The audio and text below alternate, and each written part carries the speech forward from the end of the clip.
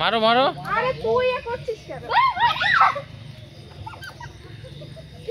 ভয় মানে পাগল হয়ে লিভিয়াই দিয়েছো। নিয়ে আয় প্রদীপ। আরে আসো। বাজে দেখে ভয় পাচ্ছি। এই চলো স্কুল মাঠে যাই। স্কুল মাঠে যাব। চলো এইখানে সব ঘুমাচ্ছে।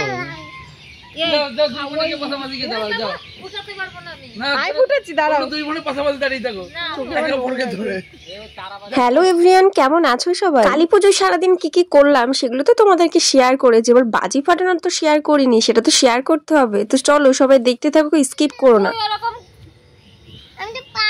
দূরে হাত শোনা, দূরে। ও মা গো মা, সেই ইসের মতো ফটাস। আরে ওইগুলো না। 1 2 3 4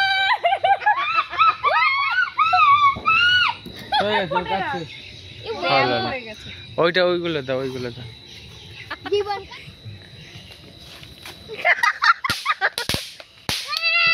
আরেকটু দাও। আবার লেগে গেছে। ও নিয়ে দৌড়াচ্ছে। এইগুলো একদম ও তুমি দৌড়াচ্ছ? এই ছোট দিদি ধরো তো। এগুলো তোমরা পারবে না, ফুল ঝুড়ি দেবো তোদের।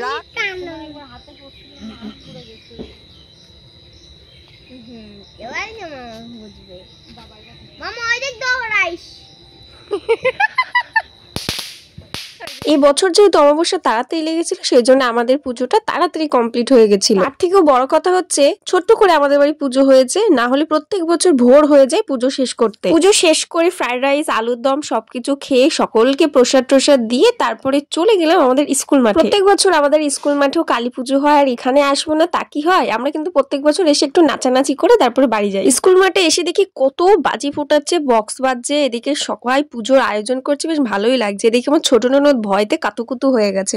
ওদিকে দেখি দাদু খিচুড়ি করছে, কত খিচুড়ি করা হয়ে গেছে।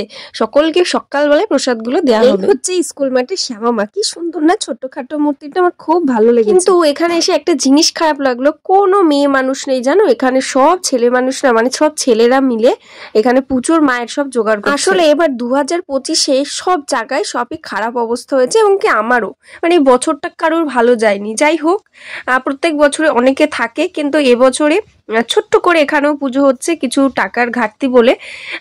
তো সবাই মজা করো, আনন্দ করো। আশা রাখছি আসছে বছর আবার হবে, আবার বড় করে পুজো হবে। সব বছর তার সমান হয় না।